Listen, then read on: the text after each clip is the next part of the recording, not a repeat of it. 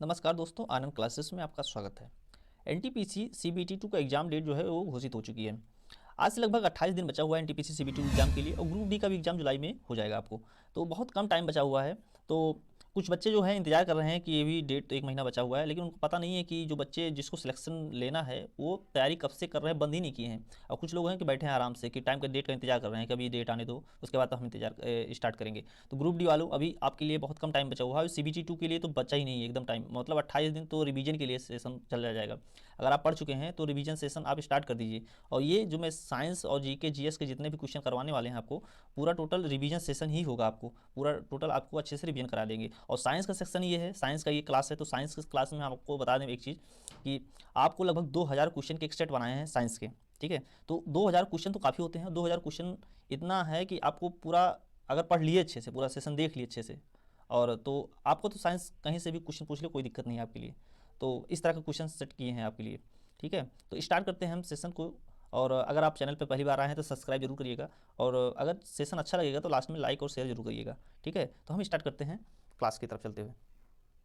तो पहला क्वेश्चन है, पेंसिलिन प्राप्त किया जाता है। तो पहली बार आप जान लीजिए पेंसिलिन होता क्या है।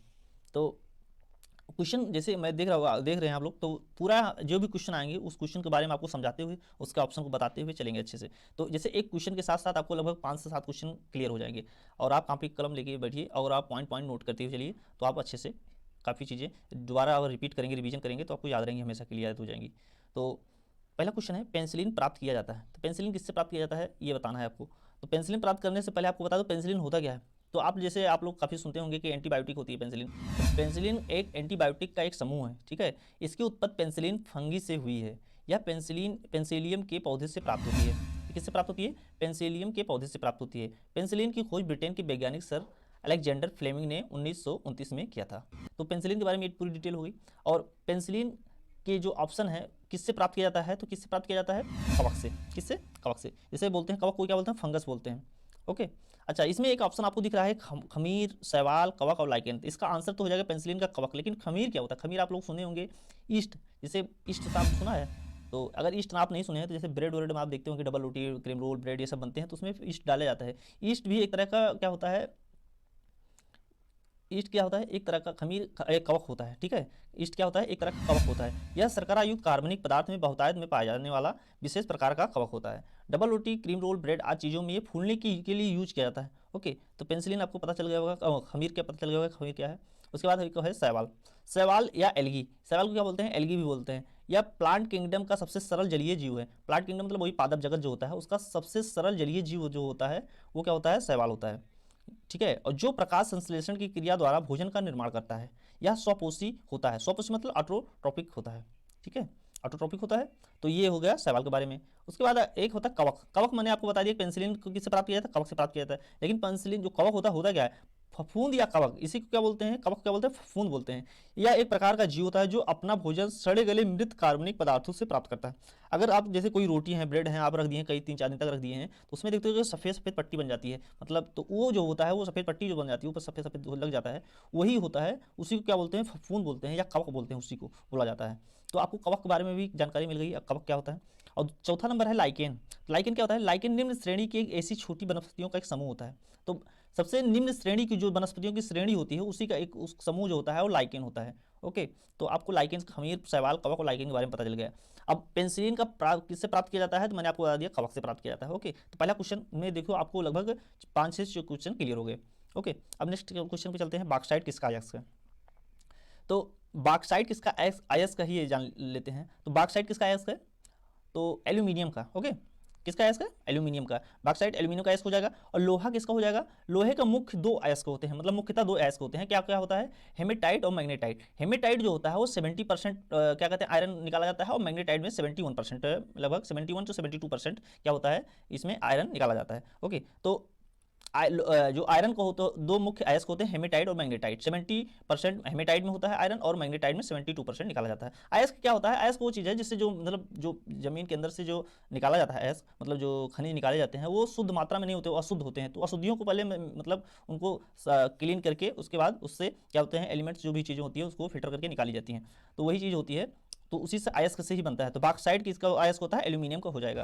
ओके, और लोहा का अयस्क क्या क्या होता है? हेमेटाइट और मैग्नेटाइट हो जाएगा। और कॉपर का क्या होता है? तो कॉपर का मुख्यतः 4 अयस्क, मतलब 2 तो मेन होते हैं और इसमें तो कॉपर के 4 अयस्क होते हैं। Copper sulphide, okay, copper pyrites, cuprite और मैकेलाइट। ओके, 4 अयस्क हो जाएंगे। तो कॉपर के कितने अयस्क होते हैं? कॉपर के 4 अयस्क होते हैं। कौन कौन से? Copper sulphide, copper pyrites, cuprite और मैकेलाइट। ओके, इतना हो जाएगा। उसके बाद हम चलते हैं गोल्ड पे। गोल्ड का मुख्य अयस्क जो होता है वो 2 होता है। ठीक है, तो गोल्ड के मुख्य अयस्क क्या हो जाएंगे? 2 हो जाएंगे। कौन कौन से? केल्वेराइट और सिल्वेनाइट। क्या क्या? केल्वेराइट और सिल्वेनाइट। तो 2 अयस्क हो जाएंगे गोल्ड के। तो बॉक्साइट किसका अयस्क है? एल्यूमिनियम का। तो मैंने सबको बता दिया एल्यूमिनियम का अयस्क क्या होता है, लोहा, कॉपर और सोना सबका अयस्क मैंने आपको बता दिया। उसके बाद चलते हैं, पीतल किसकी मिश्र धातु है? तो पीतल किसकी मिश्र धातु? तांबा और लोहा, जिंक और आयरन, कॉपर और जिंक, और लोहा और निकिल। किसका अयस्क होता है? तो हो जाएगा कॉपर और जिंक। इसी से रिलेटेड एक क्वेश्चन हम मिक्सचर वाला और बता देते हैं आपको। तो आप सुने होंगे जर्मन सिल्वर का नाम सुने होंगे। एसएससी एक बार क्वेश्चन पूछा था कि मतलब 4 ऑप्शन दे दिया था, कॉपर, जिंक, निकिल और सिल्वर। तो पूछ लिया था कि जर्मन सिल्वर में क्या नहीं पाया जाता है। ओके, तो जर्मन सिल्वर जो बनता है वो 4 मतलब 3 चीज़ों से मिलकर बना होता है। उसमें 4 ऑप्शन दिए रहते थे, कौन सा ऐसा है जिसमें जर्मन सिल्वर में नहीं पाया जाता। ये क्वेश्चन एसएससी ने पूछा था। तो कॉपर, जिंक और निकिल और के साथ सिल्वर भी ऑप्शन था। तो जर्मन सिल्वर में सिल्वर नहीं पाया जाता है। ओके, तो sometimes also containing lead and tin. ठीक है, तो जर्मन सिल्वर में क्या होता है कि कभी कभी क्या कहते हैं, लेड और टिन की मात्रा भी पाई जाती है। लेकिन जर्मन सिल्वर में मेन क्या होता है? कॉपर, जिंक और निकिल मेन होता है। ओके, भोजन को फ्रिज में ताज़ा रखने के लिए सबसे सुरक्षित तापमान क्या होता है? तो भोजन को फ्रिज में ताज़ा रखने के लिए सबसे सुरक्षित तापमान जो होता है वो 4 डिग्री सेल्सियस होता है। कितना होता है? 4 डिग्री सेल्सियस होता है। नेक्स्ट क्वेश्चन चलते हैं, रासायनिक घटक जो सभी विषाणुओं में अदृश्य रूप से पाया जाता हुआ क्या है? मतलब वह रासायनिक घटक आपको बताना है। ठीक है, जो विषाणु मतलब वायरस में अदृश्य रूप से पाया जाता है, मतलब जो विषाणु पाए जाते हैं उसमें अदृश्य रूप से पाया जो जाता है उसे क्या बोलते हैं? तो क्या पाया जाता है? तो उसमें प्रोटीन में क्या होता है? अदृश्य रूप से पाया जाता है विषाणु में। तो रासायनिक घटक जो सभी विषाणु में अदृश्य रूप से क्या पाया जाता है उसे क्या बोलते हैं? प्रोटीन बोलते हैं।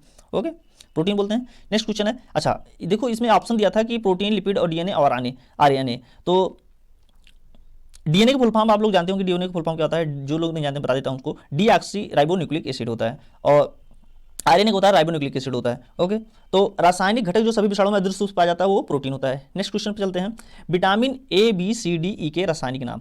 तो इसमें विटामिन आया था, तो विटामिन के हम रासायनिक नाम बता देते हैं। एक नंबर के क्वेश्चन अक्सर एग्जाम में पूछे जाते हैं। अगर आपके एग्जाम कई शिफ्टों में गया तो जरूर एक क्वेश्चन ऐसा बना लेगा, मतलब रेलवे बनाएगा या जो भी एजेंसी करवाएगी एग्जाम वो बनाएगी, तो उसमें जरूर बना देती है कि विटामिन के केमिकल्स नेम जरूर पूछ लेता है आपको। तो जैसे आप लोग जानते होंगे कि ए, बी, सी, डी, ई और के इतने तरह की विटामिन होती है। तो विटामिन ए को बोलते हैं रेटिनॉल। क्या बोलते हैं? रेटिनॉल विटामिन बोलते हैं। बी को क्या बोलते हैं? थायमिन बोलते हैं। सी को क्या बोलते हैं? एस्कॉर्बिक एसिड बोलते हैं। डी को कैल्सीफेरॉल विटामिन बोलते हैं। और ई को टोकोफेरॉल और के को फिलोक्विनोन बोलते हैं। तो कैसे याद रहेगा? तो रथ, ठीक है, रथ एक टॉफी, ऐसे याद कर लो, रथ पर एक टॉफी, रथ एक टॉफी। ओके, तो अब एक लाइन से याद करेंगे, रथ से रेटिनॉल हो जाएगा। ठीक है, उसके बाद था से थायमीन हो जाएगा। थायमीन के बाद ए से क्या हो जाएगा? एस्कॉर्बिक एसिड हो जाएगा। का से क्या हो जाएगा? कैल्सीफेरॉल हो जाएगा। टा से हो जाएगा टोकोफेरॉल हो जाएगा। और फा से फ्लूक्विनोन हो जाएगा। ओके, तो रथ एक टॉफी, ऐसे याद कर लो। तो विटामिन के रासायनिक नाम आपको याद रहेंगे। नेक्स्ट क्वेश्चन चलते हैं, कार्बन मोनोऑक्साइड एक प्रदूषक क्यों है? कार्बन मोनोऑक्साइड एक प्रदूषक क्यों है? तो तंत्रिका तंत्र को निष्क्रिय बनाता है, ये नहीं, गलत हो जाएगा। ऑक्सीजन के साथ प्रतिक्रिया करता है, गलत हो जाएगा। या हीमोग्लोबिन के साथ प्रतिक्रिया करता है, मतलब हीमोग्लोबिन के साथ रिएक्शन करता है कार्बन मोनोऑक्साइड, तो सही बात है। ठीक है, तो वायुमंडल का सबसे प्रदूषक जो होता है वो कार्बन मोनोऑक्साइड होता है। ठीक है, तो कार्बन मोनोऑक्साइड ये प्रदूषित करता है, और हमारे शरीर में जब ऑक्सीजन मतलब लेते हैं, इनहेल करते हैं ऑक्सीजन, उसी के साथ ये कार्बन मोनोऑक्साइड शरीर में जाता है और ब्लड के साथ रिएक्शन करके हमारे बॉडी को डैमेज करता है। ओके, तो इस वजह से क्या होता है, जो कार्बन मोनोऑक्साइड हीमोग्लोबिन के साथ प्रतिक्रिया कर लेता है, तो इसलिए प्रदूषक होता है। रक्त किडनी में किसके माध्यम से प्रवेश करता है? रक्त जो होता है किडनी में किसके माध्यम से प्रवेश करता है? तो मतलब किडनी के अंदर रक्त किस तरह से जाता है? तो किडनी को क्या बोलते हैं? गुर्दा बोलते हैं, आप लोगों को पता है। तो गुर्दे की जो धमनी होती है, मतलब किडनी की जो धमनियाँ होती हैं, उसी के क्या कहते हैं, उसी के जरिए क्या होता है, ब्लड जो होता है वो किडनी के अंदर प्रवेश करता है। तो क्या हो जाएगा? गुर्दे की धमनी हो जाएगा आंसर। नेक्स्ट क्वेश्चन है, प्रकाश का वेग सबसे पहले किसने नापा था? प्रकाश का वेग सबसे पहले किसने नापा? तो किसने नापा था? रोमेर ने नापा था। ओके, उसका नेक्स्ट क्वेश्चन है, निम्नलिखित में से कौन सा बल ग्रहों की उनकी संबंधित कक्षाओं में रखने के लिए एक साथ जुड़ता है? तो देखो इसमें 2 तरीके का बल होता है। ग्रह जो होते हैं अपनी कक्षाओं में घूमते रहते हैं, वो क्योंकि घूमते क्यों रहते हैं, क्योंकि अपनी कक्षा छोड़ के बाहर क्यों नहीं जाते हैं, क्योंकि एक होता है ग्रेविटी, गुरुत्वाकर्षण बल होता है। तो गुरुत्वाकर्षण बल क्या होता है कि गुरुत्वाकर्षण बल आप लोग जानते होंगे कि एक पिंड दूसरे पिंड के एक फोर्स अप्लाई करता है एक दूसरे के ऊपर, तो वही होता है गुरुत्वाकर्षण बल बोलते हैं उसे। लेकिन उसके साथ साथ उनकी अपनी कक्षाओं में घूमते रहने का एक साथ गुरुत्वाकर्षण के साथ एक अभिकेंद्री बल मतलब बल भी होता है, उसके साथ ये लगता है। तो गुरुत्वाकर्षण और अभिकेंद्री बल के कारण क्या होता है, बल के ग्रहों को उनकी संबंधित कक्षाओं में रखने के लिए के साथ जुड़ता रहता है। ओके, तो क्या हो जाएगा आंसर, गुरुत्वाकर्षण और अभिकेंद्री बल हो जाएगा। ठीक है, उसका है नेक्स्ट क्वेश्चन है, मेघनाथ साहा को निम्नलिखित में से किस क्षेत्र में उनके योगदान के लिए जाना जाता है। ओके, मेघनाथ साहा को निम्नलिखित में से किस क्षेत्र में उनके योगदान के लिए जाना जाता है, तो क्या भौतिकी के क्षेत्र में, ठीक है, मेघनाथ साहा को किस क्षेत्र में जाना जाता है, भौतिकी के क्षेत्र में, मतलब वही फिजिक्स के क्षेत्र में। सीमेंट का रासायनिक संरचना क्या है, तो क्या हो जाएगा, चूना पत्थर मिट्टी और जिप्सम। ठीक है, चूना पत्थर हो जाएगा, क्ले और जिप्सम हो जाएगा। ओके, जिसे मिट्टी और जिप्सम बोलते हैं, तो चूना पत्थर मिट्टी और जिप्सम हो जाएगा। मेबोबियन ग्रंथियां कहाँ मतलब कहाँ स्थित होती हैं, तो मेबोबियन ग्रंथियां होती हैं वो कहाँ पर स्थित होती हैं, मतलब किस जगह पर स्थित होती हैं, तो कहाँ हो जाएगा, नेत्र में हो जाएगा, मतलब आँख में हो जाएगा, आई में हो जाएगा। ओके, उसके बाद किस पौधे के लेटेक्स का व्यावसायिक रूप से उपयोग किया जाता है, तो लेटेक्स क्या है, तो लेटेक्स जो होता है रबड़ संयंत्र में यूज किया जाता है। ठीक है, तो रबड़ बनाने में काम आता है, इसलिए लेटेक्स का उपयोग व्यावसायिक रूप से किया जाता है रबड़ संयंत्र में।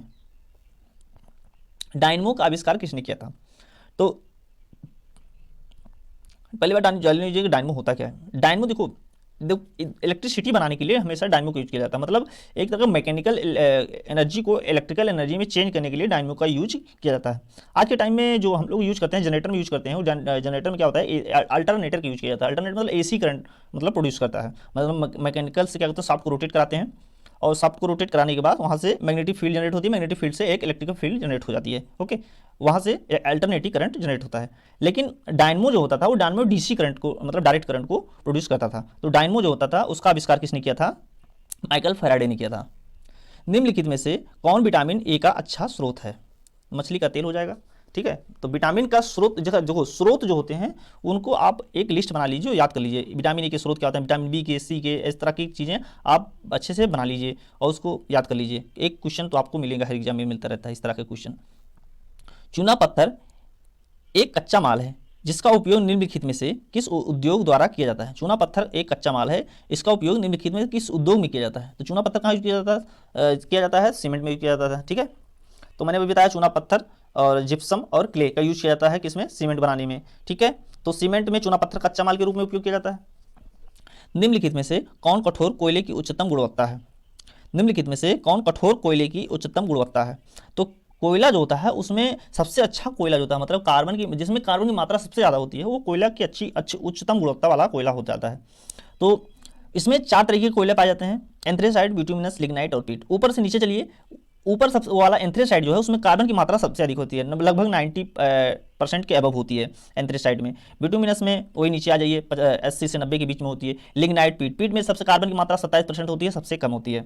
ओके, तो नील की उच्चतम कोयले की गुणवत्ता किस में हो जाएगी, एंथ्रेसाइट में हो जाएगी। ठीक है, तो एंथ्रेसाइड हो जाएगा। देखो लोहा कार्बन जो होता है मतलब जो क्या कहते हैं जीव जो होते हैं, पेड़ पौधे जो होते हैं, वो क्या होते हैं पृथ्वी के अंदर अगर काफ़ी दिनों तक हाई प्रेशर के साथ दबा दिया जाता है तो कोयला बन जाता है। तो आप जैसे फिगर में देख रहे हैं कि जो कम प्रेशर पे अच्छा कम कोयला बनेगा। ठीक है, जिसे जैसे हीट के साथ प्रेशर देते जाएंगे तो क्या होता है, कोयला अच्छी क्वालिटी का मिलता जाएगा। तो पृथ्वी के नीचे जैसे जाते जाते आप लोगों को पता है कि पृथ्वी नीचे गर्म है, तो जैसे जैसे पृथ्वी के नीचे जाते जाएंगे क्या होगा, टेम्परेचर हाई होता जाएगा और प्रेशर भी बढ़ता जाएगा। तो वहाँ इस वजह से क्या होता है, जो चीज़ें नीचे सबसे ज़्यादा दब जाती हैं वहाँ पर कोयला अच्छी क्वालिटी में पाया जाता है। ओके, तो आप देख रहे हैं कि पीट, लिग्नाइट, इसके बाद बिटुमिनस, उसके बाद सबसे नीचे वाला जो सतह होती है वहाँ पर एंथ्रेसाइट पाया जाता है कोयला पर। ठीक है, तो टाइम के साथ प्रेशर अगर प्रोड्यूस होता रहेगा, हीट भी बढ़ाते जाएंगे तो कोयला अच्छी क्वालिटी का मिलेगा आपको। निम्नलिखित में से कौन मानव में एक आपातकालीन हार्मोन है। ठीक है, तो आपातकालीन हार्मोन क्या होता है, एड्रेनालाइन होता है। क्या होता है, एड्रेनालाइन होता है। आपातकालीन हार्मोन क्या हो जाएगा, एड्रेनालाइन हो जाएगा। निम्नलिखित में से कौन सा शब्द ध्वनि तरंग से संबंधित नहीं है, तो मतलब इसमें 4 पॉइंट दिए हैं, इसमें बताना है कि आपको ध्वनि से कौन से संबंधित नहीं है। तो देखो आपको 4 ऑप्शन दिया है, हर्ट्ज, डेसिबल, कैंडला और माइक। तो माइक क्या होता है, ध्वनि की उच्चतम स्पीड नापने के लिए माइक का यूज किया जाता है। देखो हर्ट्ज जो होता है वो फ्रीक्वेंसी मतलब ध्वनि की जो फ्रीक्वेंसी है, मतलब 1 सेकंड में कितने साइकिल जो ध्वनि चल रही है वो फ्रीक्वेंसी होती है उसकी, तो उस फ्रीक्वेंसी नापी जाती है हर्ट्ज में, ठीक है, ध्वनि के लिए। तो ये संबंधित हो जाएगी। इसमें पूछ रहा है कि संबंधित नहीं है। और डेसिबल क्या होती है, इसकी जो यूनिट जो होती है, किसकी, ध्वनि की जो यूनिट होती है वो डेसिबल होती है। ओके, मैक मैंने बताया कि आपको जो मैक्सिमम स्पीड जो होती है, जैसे आप लोग 2 मैक 3 मैक की क्या कहते हैं मिसाइल होती हैं या प्लेन होते हैं, लड़ाकू विमान होते हैं, वो मैक में स्पीड की मेजरमेंट की जाती है। ओके, तो हाई स्पीड के लिए ध्वनि से अगर 2 गुना स्पीड से चल रहा है तो 2 मैक, 3 टाइम स्पीड से चल रहा है ध्वनि से तो 3 मैक हो जाएगा। इस तरह की मैक का यूज किया जाता है। तो कैंडला जो होता है वो ध्वनि तरंग से संबंधित नहीं है, ठीक है। तो कैंडला किसके संबंधित नहीं है, अगर ध्वनि से संबंधित नहीं तो किससे संबंधित है, ये कैंडला जो हो जाएगी प्रकाश की तीव्रता, light of intensity, intensity of light के कैंडला, ठीक है, यूनिट है। ओके, तो निम्नलिखित में से किसने लेजर का आविष्कार किया। तो लेजर का आविष्कार जो किया था वो थियोडोर मैमॉन ने किया था। ओके, थियोडोर मैमॉन ने ध्वनि का लेजर का आविष्कार किया था। द्रवित ऑक्सीजन का रंग कैसा होता है। द्रवित ऑक्सीजन मतलब लिक्विफाइड ऑक्सीजन। ओके, जो मतलब हाई प्रेशर, अगर ऑक्सीजन को हाई प्रेशर में क्या करके रखेंगे तो वो लिक्विड फॉर्म में चेंज हो जाती है। तो उसका कलर पूछ रहा है किस कलर में होते हैं वो ऑक्सीजन जो होती है, मतलब लिक्विड ऑक्सीजन जो होती है, द्रवित ऑक्सीजन जो होती है वो किस कलर में होती है। तो क्या होती है, पहले नीला होती है, ठीक है, पहले नीला। तो पहले नीला क्या होता है, पहले नीला आपको देखो ये कलर जो दिख रहा है आपको, ये इसी को पहले नीला बोलते हैं। ये वाला जो कलर है इसी को पहले नीला बोलते हैं। ओके, द्रवित ऑक्सीजन का रंग हो जाएगा पहले नीला। निम्नलिखित में से किसके निर्माण में फिनॉल का उपयोग किया जाता है। निम्नलिखित में से क्वेश्चन है, निम्नलिखित में से किसके निर्माण में फिनॉल का उपयोग किया जाता है। तो क्या हो जाएगा, बैकेलाइट का उपयोग हो जाएगा, ठीक है। Okay, Bakelite. पृथ्वी केंद्र का निर्माण करते हैं, पृथ्वी के केंद्र का निर्माण करते हैं। तो पृथ्वी का जो केंद्र होता है उसका मतलब केंद्र मतलब सेंटर में क्या पाया जाता है ये पूछ रहा है। तो लोहा और निकिल मतलब आयरन और निकिल पाया जाता है पृथ्वी के केंद्र में, ठीक है।